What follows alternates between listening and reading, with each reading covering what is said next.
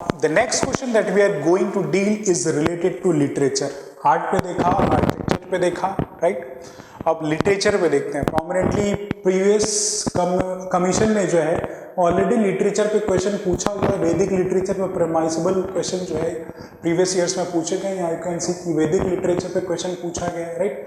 और 2 बार रिपीट हुआ है, राइट. वैदिक लिटरेचर पे 2 बार ऑलरेडी जो है क्वेश्चन 2023 अलॉन्ग विद 2021 में वैदिक लिटरेचर के प्रेमाइस पे इंडियन कल्चर की अंडरस्टैंडिंग ऑलरेडी रिपीट की जा चुकी है. तो लिटरेचरल प्रेमाइस पे फर्दर क्वेश्चंस क्या बन सकते हैं? बुद्धिस्ट लिटरेचर के प्रेमाइस पे या जैन लिटरेचर के प्रेमाइस पे जो है इंडियन कल्चर का जो क्वेश्चंस बनाए जा सकते हैं, या प्रोमिनेंटली एक और इम्पॉर्टेंट डोमेन है southern part of the India में, that is Sangam literature. Sangam literature जो वो भी इंडियन कल्चर या more specific southern part of the India के बारे में एक कल्चरल रिफ्लेक्शन है. तो अगर लिटरेचर बेस्ड क्वेश्चन जो है इंडियन कल्चर के प्रेमाइस पर अगर कमीशन फ्रेम करता है तो इन्हीं 3-4 डोमेन से फ्रेम करेगा. वैदिक लिटरेचर से आ चुका है. आई वुड रिपीट, क्योंकि ऐसा थीम जो रिपीट हो रहा है तो वैदिक लिटरेचर पर फिर से एक बार आप रिविजन कर लें एंड ब्रॉडली सेकेंड बुद्धिस्ट और जैन लिटरेचर पर प्रैक्टिस कर लें. और अभी हम डिस्कशन जो है संगम लिटरेचर के बारे में अपने फॉर्मेट में करेंगे, जिससे हमारा ये पर्सपेक्टिव भी रिवाइज हो जाएगा एंड विल सी कि कैसे जो है समराइज फॉर्म में जो है अपने आंसर को हम इन 125 वर्ड जो है रिफ्लेक्ट कर सकते हैं, राइट. तो we are going to deal over here, right. तो क्वेश्चन हमसे बोलता है स्ट्रेट फॉरवर्ड क्वेश्चन, जैसे प्रीवियस ईयर में पूछे गए उसी ट्रेंड पे इस क्वेश्चन को डिजाइन किया है. स्ट्रेट फॉरवर्ड है. Discuss the cultural significance of Sangam literature. Sangam literature की जो है सांस्कृतिक महत्व को जो है आप उसकी चर्चा करनी है. संगम साहित्य का सांस्कृतिक महत्व की चर्चा करें, राइट. 8 मार्क्स का क्वेश्चन है, 125 वर्ड में आपको रिप्रेजेंट करना है. एक चैलेंज भी है, अपॉर्चुनिटी भी है, सब कुछ है. अपने फैक्ट्स को हमें समराइज फॉर्म में 125 वर्ड में रखना है, जिसमें इंट्रोडक्शन, कंटेंट, जो बॉडी का मेन कंटेंट है उसको रिप्रेजेंट करें. इस क्वेश्चन के साथ जस्टिफिकेशन करें कि जो संगम लिटरेचर के इंपॉर्टेंट पीसेस हैं वो कैसे इंडियन कल्चर या southern part of the India के जो कल्चर को रिफ्लेक्ट करते हैं, उसकी सोसाइटी को, पॉलिटिक्स को, इकोनॉमी को, वहाँ के लोगों की प्रेफरेंस क्या थी, वो संगम लिटरेचर कैसे एक रेफरेंस पॉइंट मिलता है. तो यहाँ पे ब्रॉडली संगम लिटरेचर तो दिया ही है, लेकिन एक डिफरेंस क्रिएट करने के लिए वैल्यू एडिशन के पर्सपेक्टिव से आपको जो है अपने आंसर को रिप्रेजेंट करना होगा कि अगर आप कोई पॉइंट रख रहे हैं तो उनका रेफरेंस पॉइंट आपका क्या है, संगम लिटरेचर के किस पार्ट से आपको ये आइडिया मिलता है, राइट. तो संगम लिटरेचर एस यू नो कि ancient part of the India में right from 3rd century BC से लेके 3rd सेंचुरी AD के बीच में एक एसोसिएशन ऑफ पोएट्स हुआ. जितने भी प्रोमिनेंट पोएट्स थे, इंटेलेक्चुअल्स हुए, वो संगम लिटरेचर में पार्टिसिपेट करते थे, अपने लिटरेरी कंट्रीब्यूशन देते थे. और ये लिटरेरी कंट्रीब्यूशन ब्रॉडली जो है सोसाइटी की रिफ्लेक्शन होती थी. जो सोसाइटी की उस टाइम की जो रिफ्लेक्शन होती थी वो लिटरेचर में कहीं ना कहीं रिफ्लेक्ट होती थी.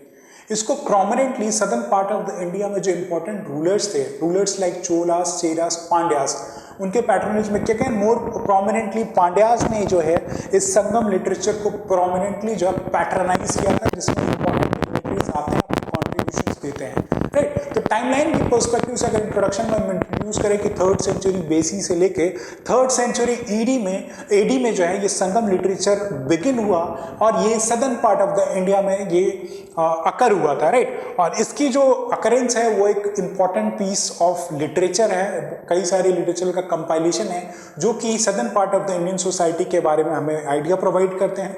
एंड बियॉन्ड ये संगम लिटरेचर एक फाउंडेशनल बेस बना. इस टाइम पीरियड के बियॉन्ड जो भी लिटरेरी कंपाइलेशन हुई उनके क्रिएशन के लिए बहुत सारा इम्प्रिंट फर्दर लिटरेचर जो कंपाइल्ड हुए इन संगम लिटरेचर के बाद, उनके बारे में हमें बहुत सारा आइडियाज देते हैं. तो फर्स्ट जो संगम एसोसिएशन हुआ था उसमें ऐसे कुछ लिटरली कंपाइलेशन नहीं थी, लेकिन जब सेकेंड संगम एसोसिएशन हुआ तो उस समय एक बुक लिखी गई तोलकाप्पियम, राइट. तोलकाप्पियम प्रीलिम्स के लिए आपने रटा होगा तोलकाप्पियम, जिसको तोलकाप्पियार जी ने लिखा था. अब ये तमिल ग्रामर पर प्रेमाइज्ड है, लेकिन ये बुक एक इम्पॉर्टेंट पीस ऑफ इंफॉर्मेशन हमें प्रोवाइड करती है southern part of the India की सोसाइटीज़ के बारे में। सिर्फ ग्रामर पे ही एम्फेसिस नहीं है, रेदर सोसाइटी के बारे में भी ये तोलकापियम जो बुक है हमें बहुत सारी इंफॉर्मेशन प्रोवाइड करती है।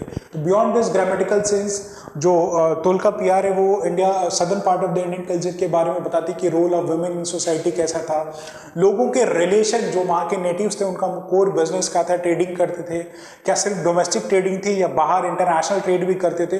ट्रेड का फ्लरिशमेंट भी कहीं ना कहीं तोलकापियर बुक में मिलता है, राइट। बियॉन्ड जो संगम लिटरेचर है वो 2 पार्ट में क्लासिफाइड है, राइट।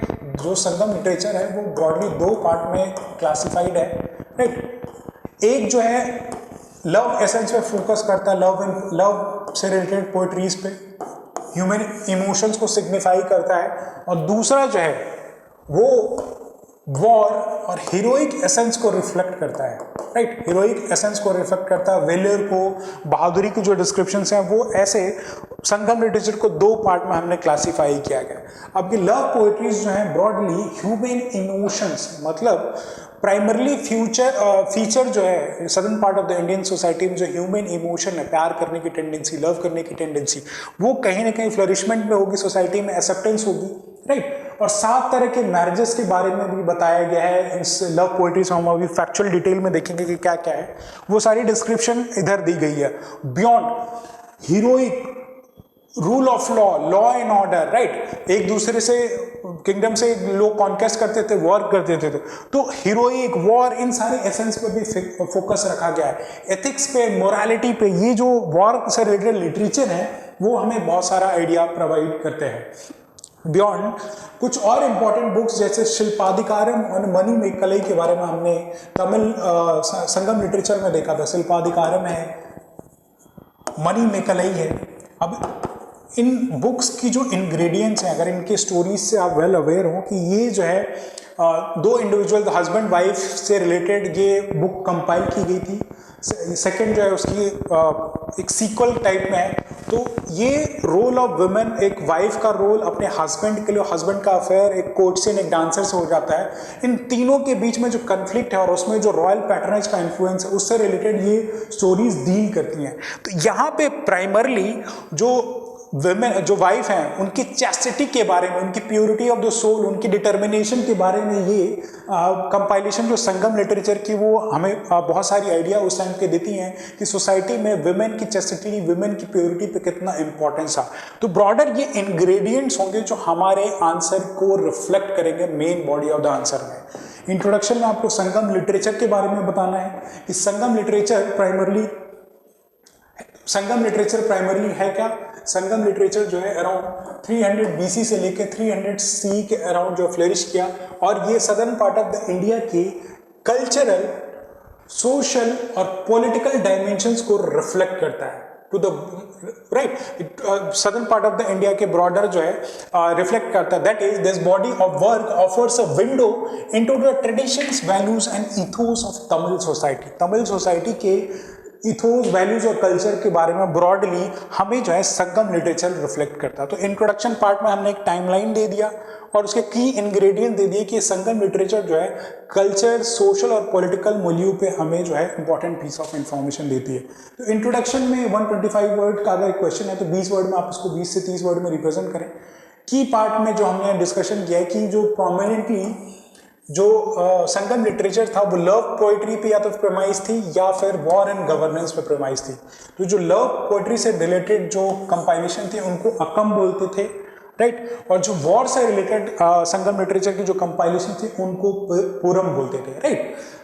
जो अकम था वो लव, लॉन्गिंग, सेपरेशन, इनसे रिलेटेड था। ह्यूमन इमोशनल एलिमेंट पे इनका फोकस था, राइट। ह्यूमन इमोशनल एलिमेंट में इनका फोकस है। तो कहीं ना कहीं हमें सोसाइटी के बारे में एक रिफ्लेक्शन मिलता है कि ह्यूमन इमोशंस पे भी ब्रॉडली एंशिएंट टाइम में इतना एम्फेसिस है, इतनी रिजिड सोसाइटी नहीं थी, राइट। और पूरम में जो है हाईलाइट किया गया हीरोइक वेलर से रिलेटेड, वॉर में लड़ाई करने जा रहे हैं वेलर पे, हीरोइज्म पे, एथिकल डिलेमास पे लड़ने जा रहा है। जैसे अर्जुन के माइंड में एक एथिकल डिलेमा था ना जब महाभारत के युद्ध में गए कि कौरव तो मेरे भाई हैं, उनके साथ मैं कैसे युद्ध करूं, उनके माइंड में एक नैतिक द्वंद्व चल रहा था, एथिकल डिलेमा चल रहा था। वैसे ही southern part of the India में जो वॉर वो जो भी स्टोरीज लिखी गई उनमें एथिकल डिलेमास पे भी बहुत ज़्यादा फोकस रखा गया। तो ये सारी इंफॉर्मेशन मिलती है। बियॉन्ड इस सोसाइटी के जो इंडिविजुअल्स हैं उनका फोकस इन्वायरमेंट के साथ एक सस्टेनेबिलिटी बिल्ड करने के लिए भी था।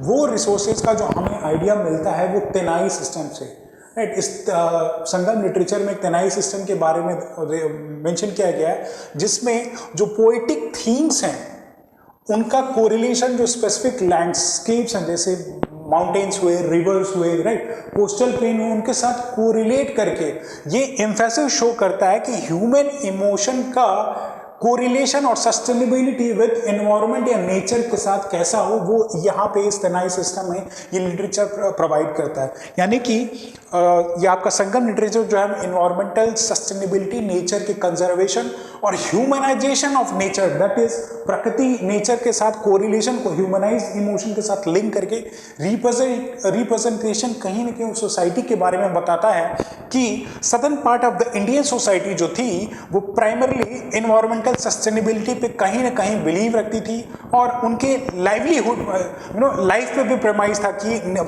नेचर में भी लाइफ है तो उसको ह्यूमन इमोशन से लिंकअप किया गया है। बियॉन्ड कुछ और सोशल इंसाइट्स दे रहे हैं, वहाँ के रूलर्स के बारे में बहुत सारी इंफॉर्मेशन मिल रही है कि रूल ऑफ लॉ क्या होना चाहिए, लॉ एंड ऑर्डर क्या होना चाहिए, वहाँ के वॉरियर्स का कोड क्या होना चाहिए, किंगशिप जो होती है वो क्या होनी चाहिए, सोसाइटी में क्या नॉर्म होना चाहिए, सोसाइटी में क्या कास्ट सिस्टम था, वुमेन का स्टेटस क्या था, राइट। ये सारी ही पीसेस ऑफ इंफॉर्मेशन हमें इस संगम लिटरेचर से मिलती है। तो अपने बॉडी ऑफ द आंसर में ये कुछ की पॉइंट जो है आप रेफर कर सकते हैं।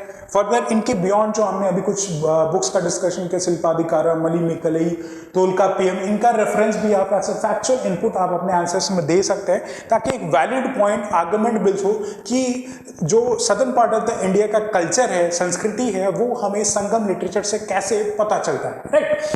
एंड बियॉन्ड अपने कंक्लूजन को आप जो है समराइज फॉर्म में रिफ्लेक्ट कर सकते हैं कि कैसे संगम लिटरेचर एक कॉर्नर स्टोन है तमिल कल्चरल आइडेंटिटी का। It remains a corner stone of Tamil cultural identity, offering profound insights into the emotional, right, social and political along with the ethical life of ancient Tamilicum, right। तो broader society का जो भी cultural perspective है उसमें cultural perspective में क्या emotion, society, politics and ethical life ये implicit है, ये हमने की टर्म्स में कंक्लूजन में डाल दिया। तो ये पैरामीटर्स पे आप अपने आंसर को रिप्रेजेंट कर सकते हैं। ब्रॉडली जो है ये हमने डिटेलिंग दे दी है कि जब आप अपने आर्गुमेंट्स को रखें तो उनके पर्सपेक्टिव में आप अपने रेफरेंसेस भी दें कि आपकी जो फैक्चुअल इन्फॉर्मेशन देखिए कि आप ऐसे ही सिर्फ वेग पॉइंट्स नहीं लिख रहे हैं कि सोसाइटी में वुमेन का रोल बहुत अच्छा था, ये था, वो था। उसके पीछे आर्गुमेंट जो बिल्ड करें तो सब्सटैंशिएट करें कि ये इन सोर्सेज से हमें पता चलता है ताकि एग्जामिनर को लगे आप वेल रेड है, की पॉइंट्स दे रहे हो और इन्हीं के बिहाफ पे आपकी मार्किंग होगी। Proper introduction along the body में जो भी सब्सटेंस है उनको ऐड करें एंड देन सूटेबली आप जो है कंक्लूजन में इसको एंड अप करें, राइट। क्वेश्चन स्ट्रेट फॉरवर्ड है, क्वेश्चन जो है स्ट्रेट फॉरवर्ड यहाँ पे रिप्रेजेंट किए गए हैं तो कुछ ज़्यादा डिफरेंस नहीं होगा, डिफिकल्टी नहीं होगी आपकी कंटेक्चुअल अंडरस्टैंडिंग में, राइट। बस चैलेंज ये है कि 125 वर्ड में आपको जो है कैसे अपनी कोर कंटेंट को इन की पॉइंट्स रिप्रेजेंट आप कर पाए, राइट। सबसे बड़ा चैलेंज यही है। तो सारी जो डिस्कशन हमने इन 5 क्वेश्चंस में यही की है कि या तो आप पॉइंट फॉर्मेट में लिखें या सीमेटिक या डायग्रामेटिक रिप्रेजेंटेशन दें, कीवर्ड्स का यूज़ करें। ये कीवर्ड्स बहुत ही इंपॉर्टेंट है जो हम यहाँ पे डार्कन करके आपको रिप्रेजेंट करते हैं, इसको अपने आंसर शीट में या कहीं अपने नोट्स कॉपी में आप रख लें ताकि इन इंग्रेडिएंट्स को जब भी आप मेन एग्जाम में बैठें तो उनको रिफ्लेक्ट कर सकें, राइट। तो ये 5 क्वेश्चन जो हमने डिस्कशन की। अब जो सब्सिक्वेंट 2 क्वेश्चन आपको प्रैक्टिस करने के लिए अभी दिए जाएंगे वो ये हैं। इन क्वेश्चन को मेक श्योर करें कि एक 125 वर्ड का क्वेश्चन है, 200 वर्ड का क्वेश्चन है।